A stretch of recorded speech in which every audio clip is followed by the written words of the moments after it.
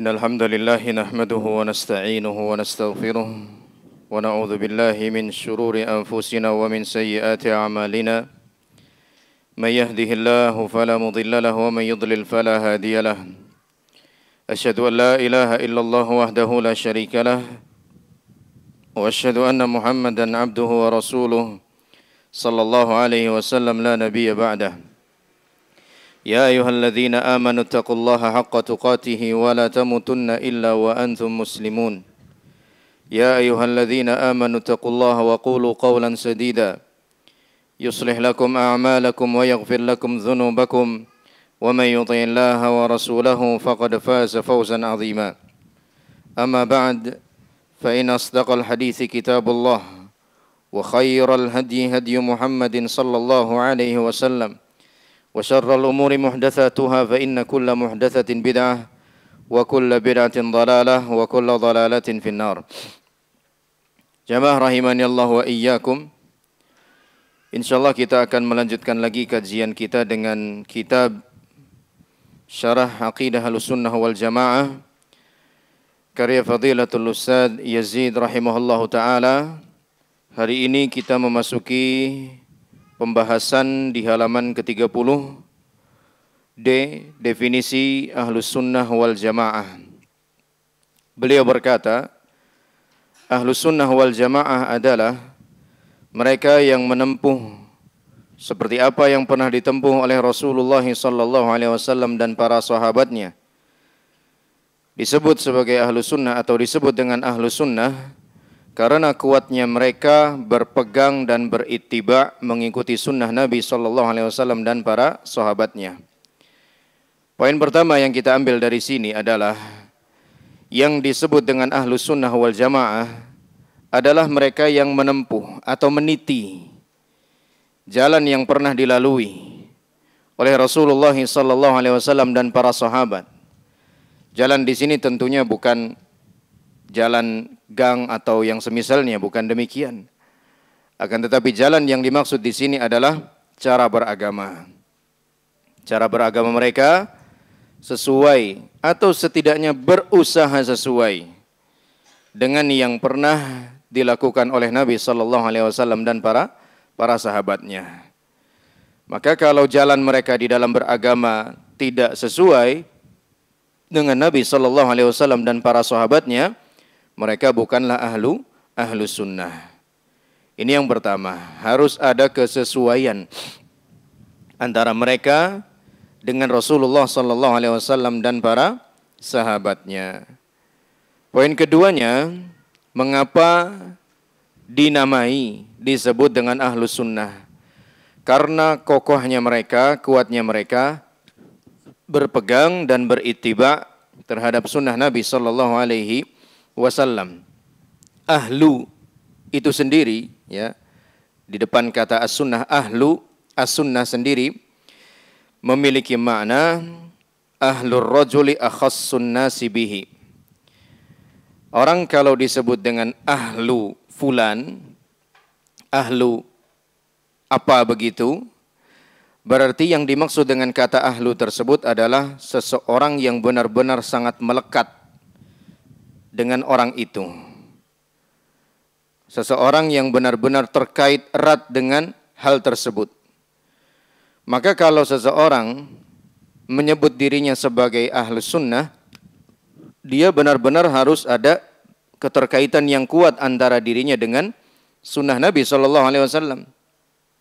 Jangan mengaku-ngaku sebagai ahlus sunnah, tapi ternyata sunnah-sunnah Nabi SAW malah diabaikan. Itu bukan ahlus sunnah. Disebut sebagai ahlus sunnah karena dia benar-benar berusaha memegang erat sunnahnya Nabi SAW. Wahlul Islam man yadinu bidinil Islam. Seorang yang disebut sebagai ahlul Islam adalah seorang yang betul-betul memegang teguh ajaran Islam. Akhassun nasi birrajul, yaitu orang-orang yang benar dekat sekali dengan seseorang atau sesuatu. Sesuatu di sini bisa berupa manhaj. Kalau seseorang mengaku sebagai ahlus sunnah, maka harus betul-betul melekat dalam dirinya identitas-identitas yang menunjukkan bahwa dia adalah seorang ahlus sunnah. Yang pertama dalam akidah tentunya. Jangan sampai mengaku sebagai ahlus sunnah, namun ternyata akidahnya malah mukhalifatun lis sunnah. Malah menyelisihi sunnah Nabi SAW. Nabi SAW menetapkan sifat Allah di atas. Itu sunnah Nabi SAW. Maka kalau dia mengaku sebagai seorang ahlu sunnah, dia juga harus sesuai dengan akidahnya Nabi SAW. Dalam hal ini menetapkan sifat atas bagi Allah Subhanahu wa ta'ala. Maka seorang ahlu sunnah harus demikian. Akan percuma kalau mengaku-ngaku tapi ternyata praktiknya malah menyelisihi sunnah. Dan yang menjadi standar itu adalah pengamalannya. Pembuktiannya bukan hanya sekedar pengakuannya saja. Sedangkan as-sunnah sendiri, kalau tadi kata ahlu, adalah seseorang yang begitu dekat dengan sesuatu. Sesuatu itu bisa orang, bisa kelompok, bisa jalan, bisa agama, bisa metode, dan lain sebagainya, apapun itu. Sunnah sendiri, menurut bahasa, adalah jalan atau cara. Entah itu baik, entah itu buruk. Ini secara bahasa. Makanya dalam sebuah hadisnya Nabi SAW mengatakan, man sanna fil islami sunnatan hasanatan. Kemudian pada lanjutan berikutnya, man sanna fil islami sunnatan sayyi'atan. Barang siapa yang menunjukkan jalan yang baik di dalam Islam ini. Lanjutannya, barang siapa yang menunjukkan jalan yang buruk di dalam Islam ini, di dalam agama ini. Yaitu ketika ada seorang yang bersedekah dengan sekantung kurma, kemudian dilihat oleh para sahabat yang selanjutnya memotivasi sahabat-sahabat yang lain untuk ikut mau sedekah. Nabi SAW kemudian menyabdakan hal tadi. Barang siapa yang mengajarkan ajaran yang baik dalam Islam, maka dia mendapatkan pahalanya dan pahala orang-orang yang mengikutinya. Dan barang siapa yang mengajari ajaran yang buruk di dalam Islam, maka dia mendapatkan dosanya dan dosa orang-orang yang mengikutinya. Ini sunnah secara bahasa. Ya, mengajari satu perkara, mengajari satu hal. Dan sunnah sendiri, kalau disebutkan sunnah begitu saja, walaupun dia mencakup sunnah yang baik, sunnah yang buruk, ajaran yang baik, ajaran yang buruk, tapi kalau disebut sunnah begitu saja, maka lebih identik dengan sunnah yang baik. Ya, identik dengan sunnah yang baik. Ini sebagaimana dijelaskan oleh Imam Asy-Syaukani rahimahullahu ta'ala. Sama seperti akhlak. Akhlak itu kan mencakup dua sisi kan. Ada akhlak baik, ada akhlak yang buruk. Tapi kalau disebut sekedar akhlak begitu saja, lebih identik ke akhlak baik atau akhlak buruk? Akhlak baik, wah si fulan ini orangnya nggak berakhlak. Maksudnya nggak berakhlak apa? Nggak berakhlak baik. Ya, nggak punya akhlak ini orang. Padahal punya nggak? Punya, akhlaknya buruk, kan gitu. Tapi yang dimaksud dengan kata akhlak lebih identik dengan akhlak yang baik, sama seperti sunnah. Ya, konotasinya itu selalu positif. Ya, tapi kalau dikembalikan ke asli makna secara bahasa, ia mencakup dua sisi tadi. Positif dan negatif atau baik dan buruk. Namun kalau disebutkan begitu saja, maka lebih identik dengan hal yang baik, lebih identik dengan perkara yang positif. Sedangkan menurut ulama akidah, as-sunnah adalah petunjuk yang dilakukan oleh Rasulullah SAW dan para sahabatnya, baik tentang ilmu, i'tiqad atau keyakinan, perkataan maupun perbuatan. Dan inilah as-sunnah yang wajib diikuti. Orang yang mengikutinya dipuji, dan orang yang menyalahinya dicela. Dicela itu dinyatakan sebagai orang yang menyimpang, ya, melawan kepada ajarannya Nabi SAW. Ini definisi sunnah. As-sunnah menurut ulama akidah atau dalam perspektif disiplin ilmu akidah. keyakinan yang disadur, yang diambil dari Nabi SAW dan para sahabatnya. Karena sunnah sendiri memiliki beberapa pengertian, tergantung pada disiplin ilmu apa kita membicarakannya. Kalau dalam disiplin ilmu akidah, ini dia maknanya yang ada di buku kita sekarang, ya. Adapun as-sunnah menurut atau dalam disiplin ilmu hadis, ya, maknanya adalah segala sesuatu yang diriwayatkan dari Nabi sallallahu alaihi wasallam, segala hal yang diriwayatkan dari Nabi sallallahu alaihi wasallam, baik berupa ucapan, perbuatan atau persetujuan. Segala sesuatu, segala hal yang diriwayatkan dari Nabi sallallahu alaihi wasallam, baik berupa ucapan, perbuatan ataupun persetujuan. Sunnah Nabi sallallahu alaihi wasallam yang berupa ucapan banyak, dan ini yang paling banyak. Kalau kita mendengar misalnya seorang khatib mengatakan Rasulullah sallallahu alaihi wasallam bersabda, ya, misalnya man kana yu'minu billahi wal yaumil akhir falyukrim dhaifahu. Barang siapa yang beriman kepada Allah dan hari akhir, hendaknya dia memuliakan tamu. Ini namanya sunnah apa? Qauliyah, ucapan. Karena diucapkan oleh Nabi sallallahu alaihi wasallam. Sunnah fi'liyah, sunnah perbuatan, yaitu hal yang dilakukan oleh Nabi sallallahu alaihi wasallam. Misalnya praktik salat, ya. Kemudian manasik haji, tata cara wudu, itu semua kan dipraktikkan oleh Rasulullah sallallahu alaihi wasallam. Itu dinamai dengan sunnah fi'liyah atau perbuatan. Dan yang ketiga, sunnah taqririyah, yaitu persetujuan beliau sallallahu alaihi wasallam. Ada sahabat yang melakukan satu hal yang belum diajari oleh Nabi sallallahu alaihi wasallam, kemudian disetujui oleh beliau sallallahu alaihi wasallam.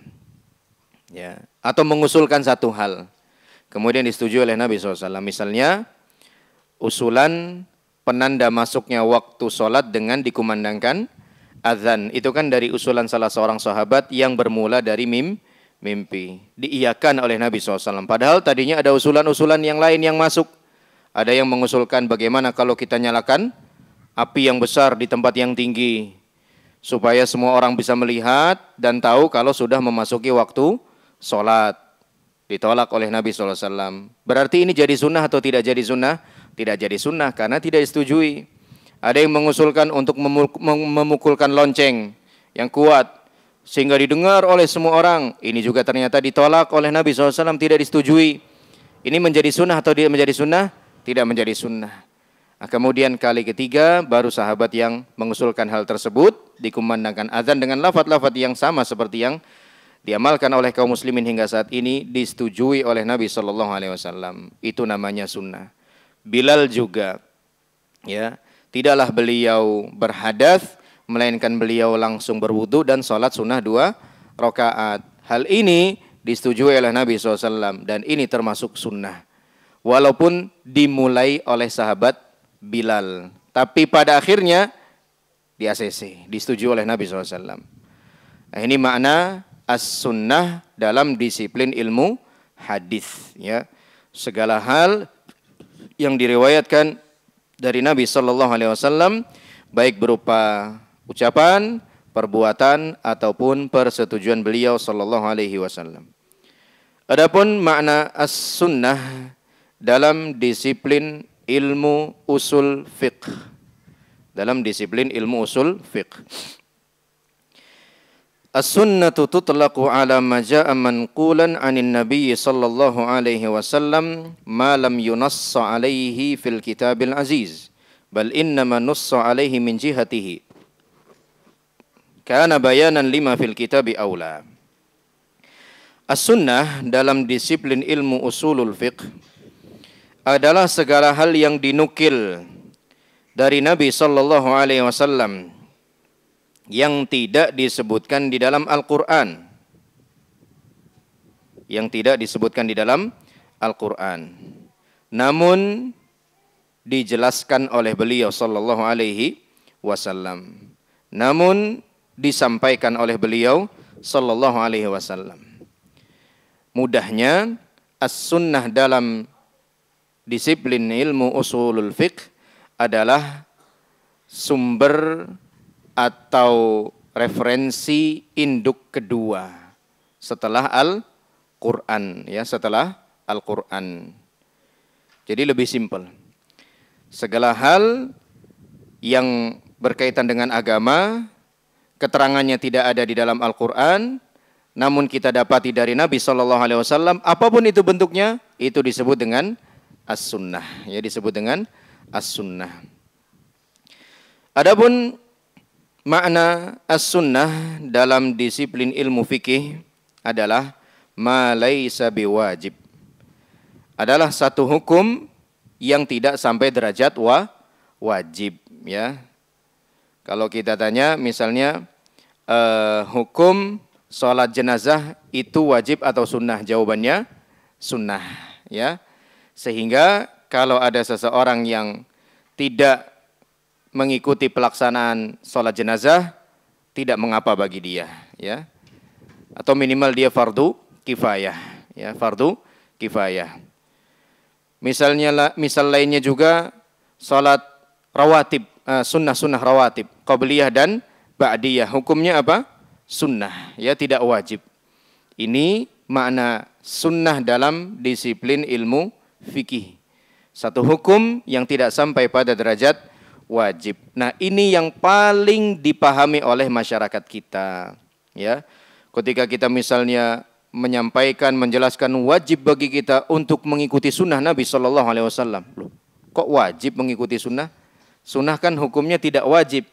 Karena dia pahamnya lewat disiplin ilmu fikih ini.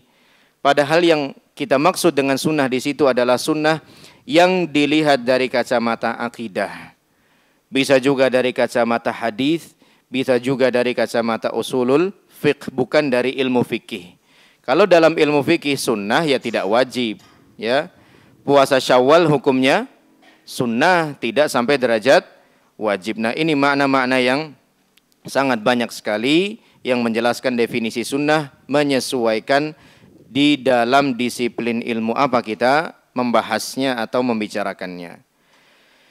Pengertian as-sunnah, ya, menurut Al-Imam Ibnu Rajab Al-Hambali rahimahullah, ialah jalan yang ditempuh mencakup di dalamnya berpegang teguh kepada apa yang dilaksanakan oleh Nabi sallallahu alaihi wasallam dan para khalifahnya yang terpimpin dan lurus berupa i'tiqad atau keyakinan, perkataan dan perbuatan.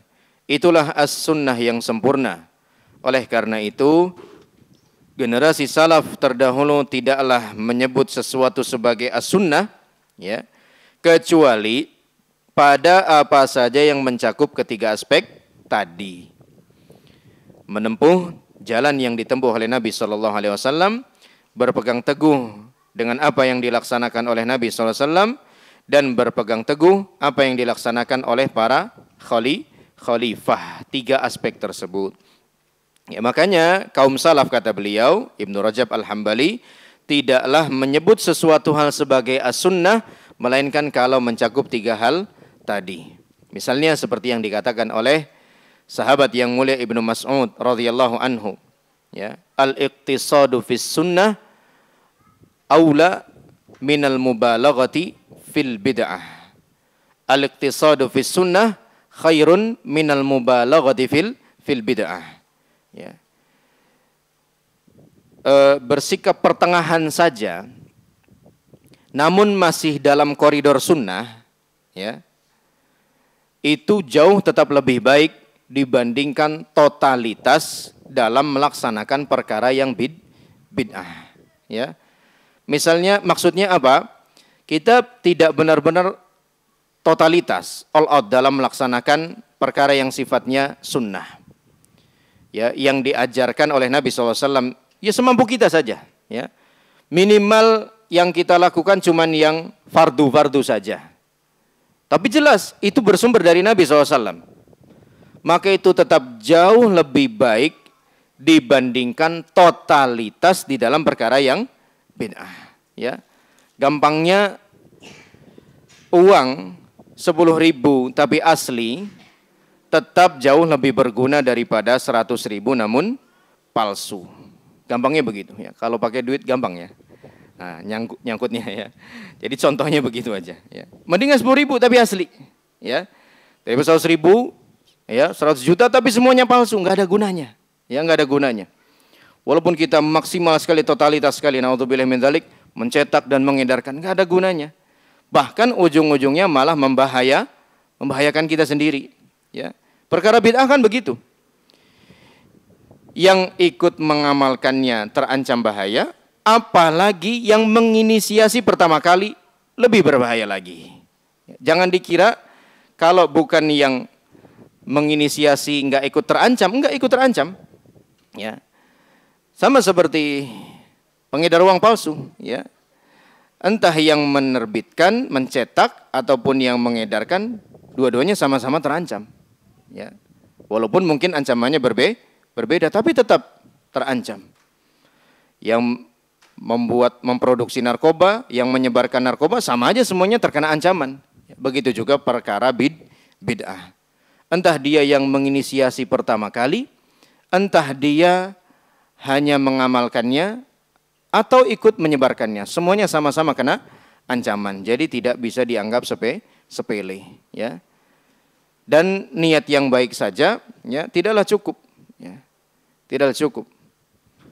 Hatta dalam perkara-perkara ibadah, ya, dalam perkara-perkara ibadah harus disertai dengan cara yang benar, harus disertai dengan cara yang benar. Nah, ini penamaan as-sunnah indas salaf, ya, menurut kaum salaf adalah segala sesuatu yang sejalan dengan ajarannya Rasulullah SAW dan para sahabat, utamanya khulafa ar-rasyidun,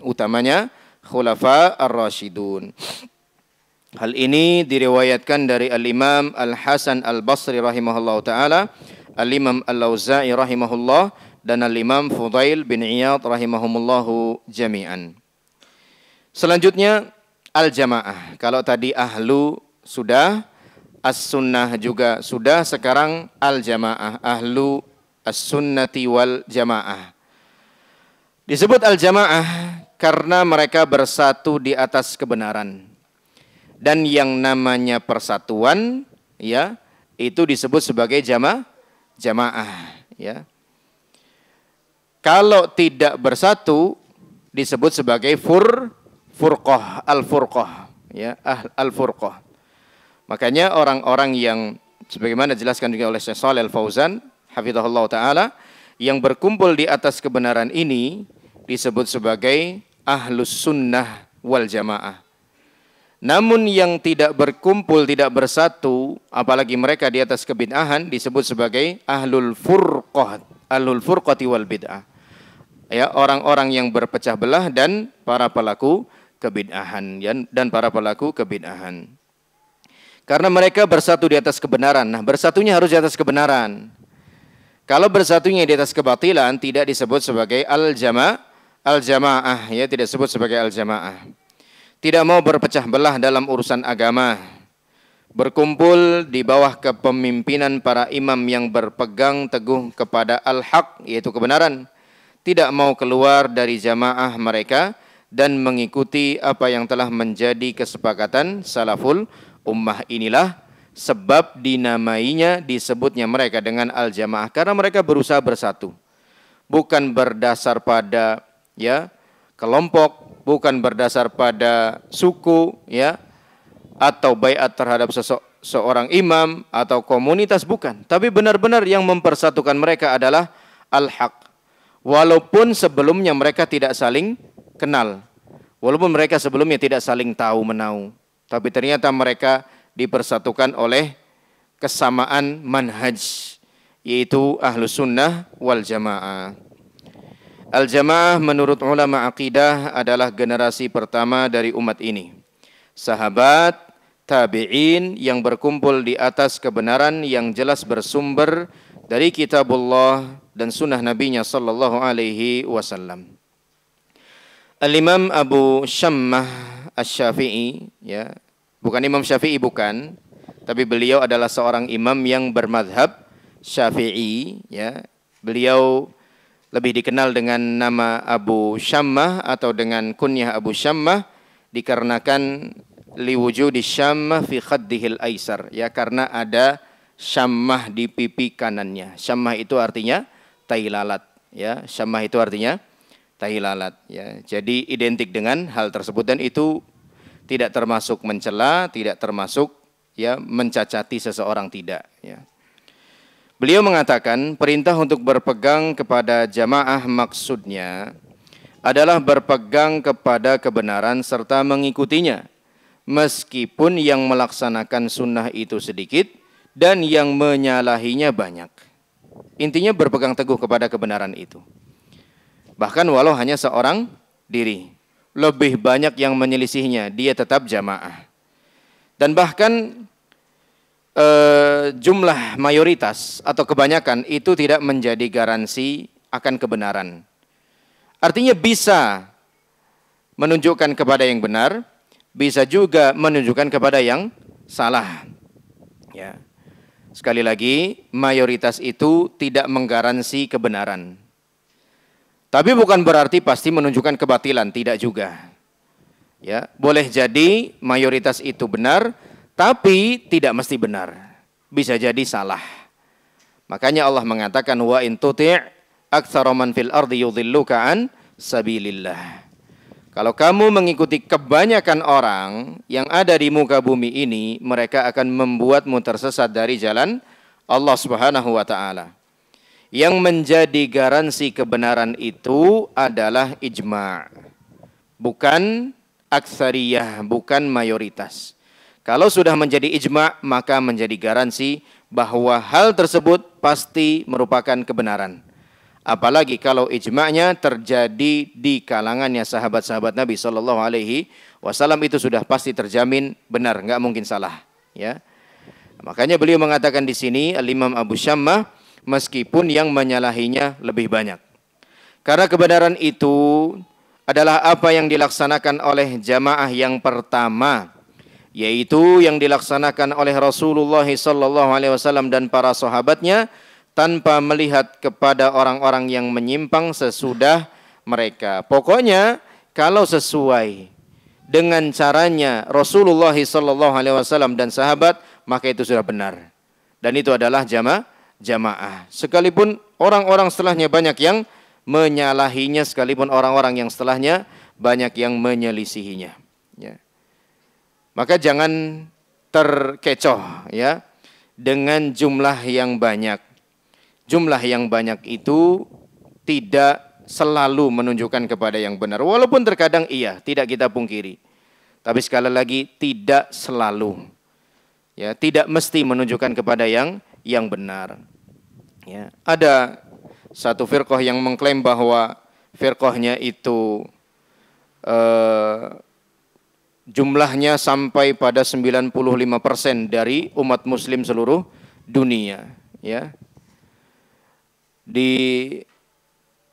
Untuk menunjukkan atau dijadikan sebagai dalil bahwa mazhab mereka adalah mazhab yang benar, ya. Disanggah oleh Syekh Ibnu Utsaimin rahimahullah taala, ya. Sanggahan yang pertama bahwa klaim tersebut, ya, adalah klaim sepihak saja. Karena mereka sama sekali tidak pernah melakukan pendataan. Ya, tanyai satu persatu kaum muslimin gitu. Kamu mazhabnya sama enggak sama saya? Ya. Enggak pernah mereka melakukan begitu. Ya.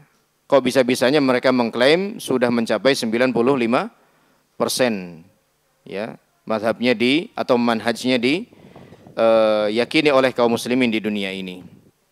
Ya.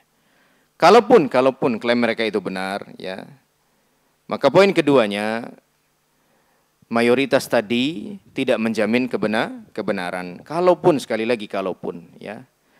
Namun, ya, klaim mereka tentu adalah klaim yang tidak benar, klaim yang sepihak, karena mereka sama sekali tidak pernah melakukan pendataan kaum muslimin di seluruh dunia, ya, kaum muslimin seluruh dunia. Ya, orang-orang Asy'ariyah mengatakan demikian, ya, bahwa jumlah mereka 95% di seluruh dunia, ya. Sanggahnya itu tadi, dapat dari mana data 95% itu? Emang pernah tanya satu-satu kaum muslimin begitu di dunia ini? Anda Asy'ariyah atau bukan? Asy'ariyah atau bukan? Pernah ada orang datang ke rumah Bapak, ya, bawa daftar gitu. Asy'ariyah checklist, enggak Asy'ariyah ya silang begitu kan enggak pernah ada, ya. Terus dapat dari mana, ya? Pengakuan seperti itu kalau bukan sekedar klaim sepihak saja, ya. Bahkan kalau kita melihat kenyataan di lapangan, ya, justru akidah kaum muslimin kebanyakan menyalahi akidahnya mereka. Ya. Akidahnya mereka kan tidak menetapkan Allah ada di atas, kan begitu. Mereka sungguh-sungguh mengingkari, minimal mentakwil sifat ulu bagi Allah Subhanahu wa taala, ya. Nah, dalam bab ini saja kaum muslimin kebanyakan menyalahi mereka, ya. Kaum muslimin yang awam kan yakin kalau Allah ada di atas, ya. Nah, di satu poin ini saja sudah berbeda. Ya, kok bisa-bisanya mengklaim bahwa jumlahnya sudah mencapai 95%, ya. Itu sanggahan yang pertama. Bahwa pengakuan mereka itu membutuhkan, ya, data yang valid, dan data itu tidak ada. Data itu tidak ada. Kalaulah pengakuan mereka itu benar, ya sudah kita terimalah 95%. Maka jawabannya itu tadi.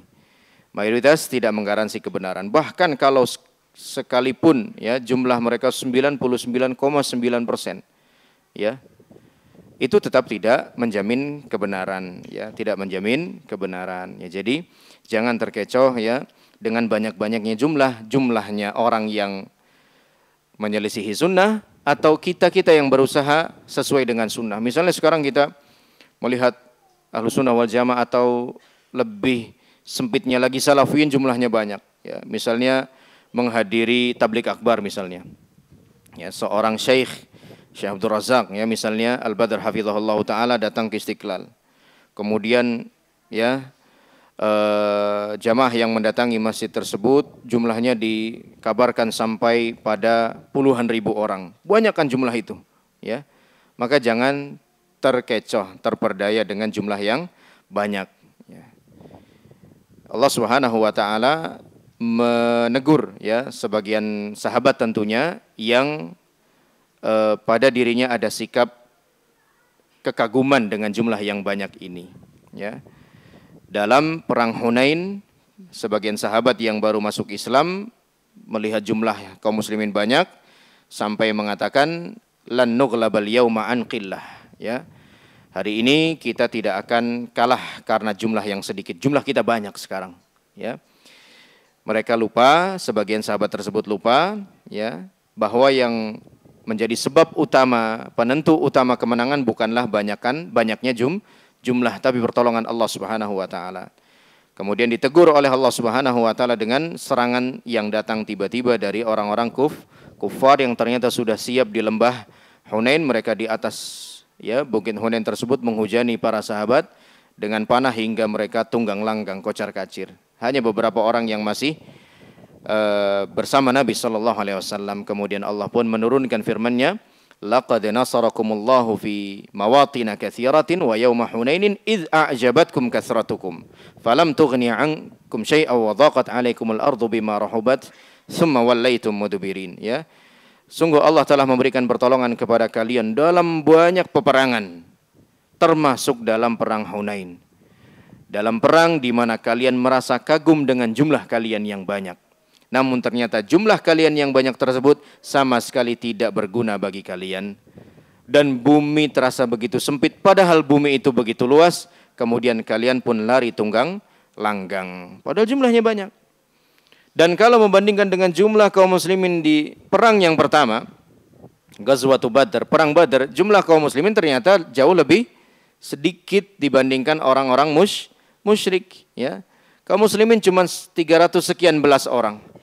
Kaum musyrikin 1000 sekian orang. Berarti satu orang muslim harus lawan berapa tuh paling enggak? 3 kaum musyrik. Nyatanya Allah berikan kemenangan, ya. Nah, maka ini menjadi sebuah pengingat bagi kita semua, jangan terlena dengan jumlah kita yang semakin banyak, ya. Kalau banyak itu tidak ada isinya, ya percuma saja, ya. Makanya Nabi SAW mengatakan, memperingatkan, yushaku an tada'a bikumul umam, kama tada'al akalatu ila qas'atiha. Ya. Hampir-hampir umat-umat lain selain umat Islam ini mengepung kalian, menyerang kalian, menyerbu kalian. Sebagaimana orang yang ada di meja hidangan siap untuk menyantap makanan yang ada di hadapannya. Artinya kalian dikeroyok nanti sama umat-umat yang lain. Ya. Para sahabat bertanya, awa min qillatin nahnu yawma idzin ya Rasulullah? Apakah itu disebabkan karena jumlah kita yang sedikit wahai Rasulullah? Dikiranya sahabat gara-gara sedikitnya orang, sedikitnya kaum muslimin. Maka Nabi SAW mengatakan, la walakinnakum katsir, walakin kagutsa'is sail. Ya, enggak, justru jumlah kalian saat itu sangat banyak. Tapi banyaknya kalian itu seperti buih di lautan, enggak punya kekuatan, enggak punya daya. Ya, jadi jumlah yang banyak sekali lagi jangan sampai membuat kita terlena. Ya. Kemudian hal ini sebagaimana dikatakan oleh Ibnu Mas'ud radhiyallahu anhu, al-jama'atu ma wafaqal haqqa walau kunta wa in kunta wahdak.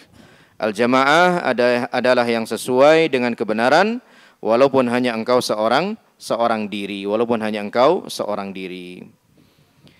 Jadi al-jamaah di sini tidak harus lebih dari satu, ya. Sebagaimana definisi jamaah dalam pelaksanaan Solat berjamaah itu kan artinya solat yang tidak sendiri, kan begitu, ya. Tapi jamaah di sini maknanya adalah semua orang yang sesuai, yang selaras dengan kebenaran. Kebenaran itu apa? Juga harus diperjelas lagi. Al-Kitabu was sunnah, ya, Kitabullah dan sunnah Nabi sallallahu alaihi wasallam. Karena kalau al-haq, kebenaran itu juga tidak kita definisikan, tidak kita perjelas lagi, maka nanti masing-masing orang akan mengklaim bahwa keyakinan yang dianutnya, keyakinan yang dipegangnya adalah al-haq, adalah kebenaran. Ya. Jadi harus jelas yang dimaksud dengan kebenaran itu apa? Adalah Alkitab was sunnah. Jadi ahlus sunnah wal jamaah adalah orang yang mempunyai sifat dan karakter yang mengikuti sunnah Nabi sallallahu alaihi wasallam dan menjauhi perkara-perkara yang baru dan bid'ah di dalam agama. Ini kalau kita benar-benar seorang sunni, seorang ahlus sunnah wal jamaah, harus benar-benar perhatian sekali dengan perkara-perkara yang baru, yang bid'ah dalam agama, ya, dalam agama. Karena mereka adalah orang-orang yang ittiba', mengikuti kepada sunnah Nabi sallallahu alaihi wasallam dan mengikuti athar, jejak salaful ummah, maka mereka juga disebut ahlul hadis, ahlul athar, ahlul ittiba'. Di samping itu mereka juga dikatakan sebagai at-taifatul mansurah, sebagaimana Rasulullah sallallahu alaihi wasallam bersabda, la tazalu taifatun min ummati mansuratan 'alal haq. Akan senantiasa di tengah umatku ini sekelompok orang, segelintir orang yang ditolong oleh Allah Subhanahu wa taala untuk memegang teguh kebenaran. Ya, Syekh Ibrahim Ar-Ruhaili hafizahullah taala mengatakan ini merupakan janji dari Allah Subhanahu wa taala bahwa ahlus sunnah akan terus ada sampai datangnya hari kiamat, ya, walaupun mungkin tidak banyak, walaupun mungkin terpencar di tempat-tempat yang berbeda, tapi yang namanya ahlus sunnah akan tetap ada, tidak akan mengalami kepunahan, tidak akan. Ya, sebagaimana mazhab-mazhab yang sebelumnya, ya, mazhab-mazhab yang sebelumnya ada yang punah, hilang, bahkan namanya pun tidak lagi terdengar, ya. Namun ahlus sunnah wal jamaah akan selalu ada, karena Nabi SAW berjanji akan terus ada taifah mansurah. Dan taifah mansurah sendiri adalah sebutan lain atau nama lain bagi ahlus sunnah wal jamaah. Udah masuk Isya. Tapi insyaallah untuk penamaan ahlus sunnah yang lainnya kita teruskan pada pertemuan berikutnya. Sampai di sini kajian kita. Wallahu a'lam bissawab. Hadanallahu wa iyyakum ajmain. Subhanakallahumma bihamdika asyhadu an la ilaha illa anta astaghfiruka wa atubu ilaik. Billahi taufiq wal hidayah. Wassalamualaikum warahmatullahi wabarakatuh.